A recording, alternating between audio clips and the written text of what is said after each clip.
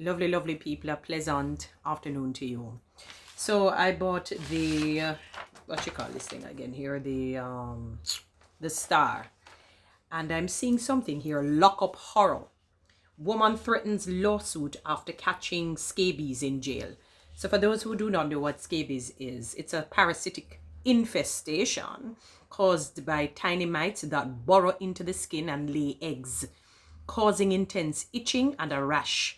Scabies can lead to skin sores and serious complications like septicemia, a bloodstream infection, which it says heart disease and kidney problems. It is treated using creams or oral medication, you know, and it is very much contagious, you know. It's primarily spread through direct, prolonged skin-to-skin contact with an infected person, or less commonly by sharing infested clothing, bedding, or towels. So you have to be very careful when you share clothes, you know, and bedding and towels. You know, you have to look at the. I tell you, I'm so funny, you know.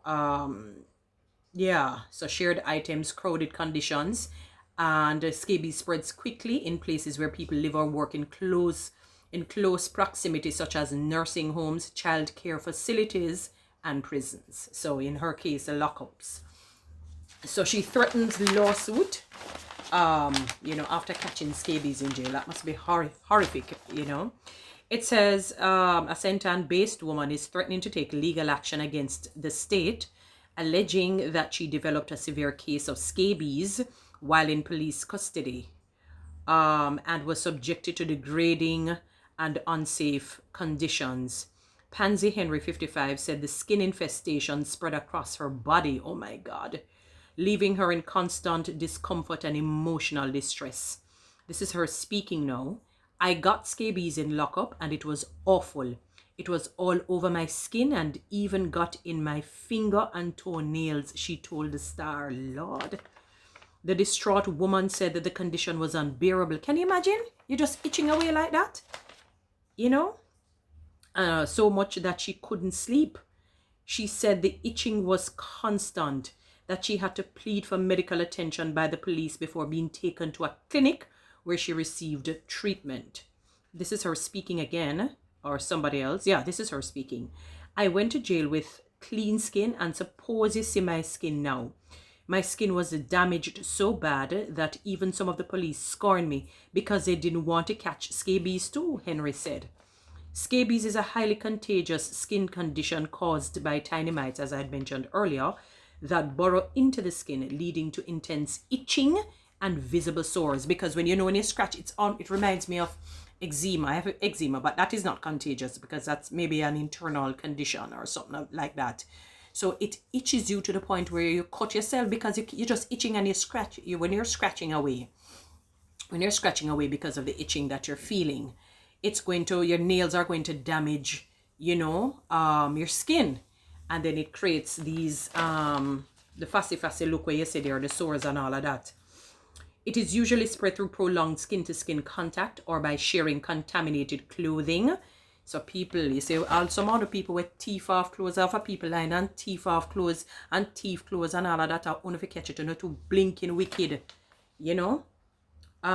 Skin-to-skin contact by sharing contaminated clothing, bedding or towels, you know. You see, Lord God, making overcrowded detention facilities, especially in high-risk environments.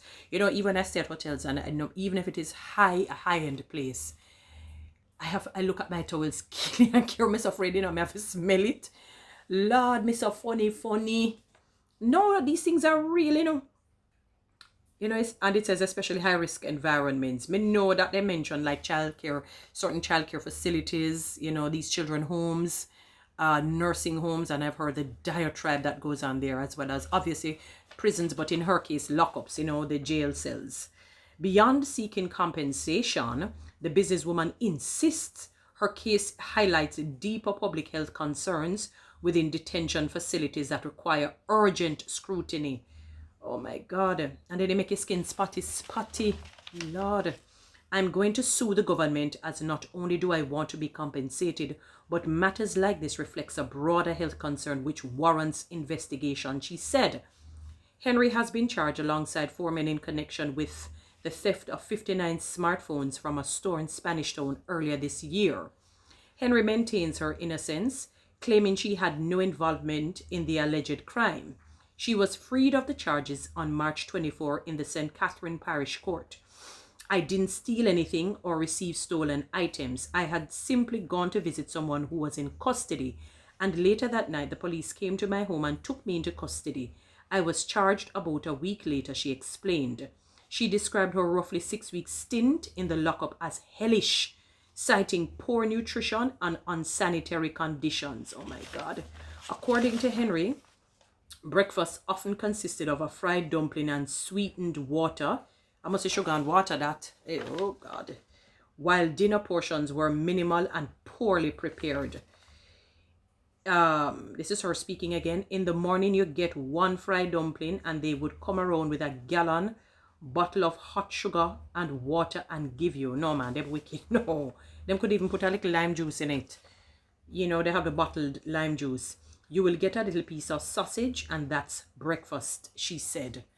Wow, for dinner you get little tough rice with piece of chicken back.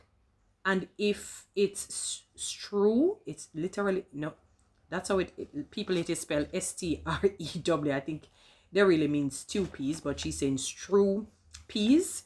You get about 7 peas and a half of a chicken foot. No, I'm not laughing at people, she said. The way you think. I remember one day I asked one of officers to taste the rice and him say, a jail with there, so the rice mustn't cook. What? All my appetite gone. So when my family carry food on Sunday, it's like me can't eat, she claimed. Sanitation, she said, was even more troubling. I can just imagine. Henry claimed that for weeks, sewage overflowed in the bathing area, sometimes coming into contact with inmates' feet. Lord, I can imagine if they have athlete's foot. Oh my God. Bathing schedules were delayed due to poor drainage, and at night, insects reportedly infested the cells.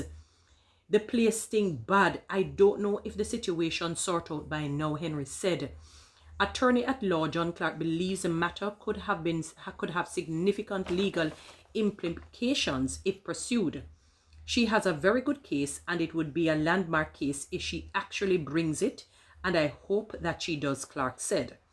The lawyer notes that the Constitution guarantees all persons who are deprived of their liberty to be treated humanely, and they need to look at that UN the UN policy, the Nelson Mandela policy, as it relates to how prisoners ought to be treated in these jail cells. They need to look at it. You know, the Nelson Mandela UN policy.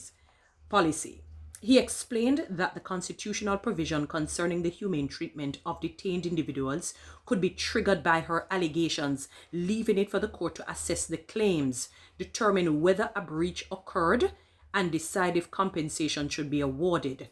Henry became emotional as she reflected on past trauma, noting that this was not the first time she has endured hardship.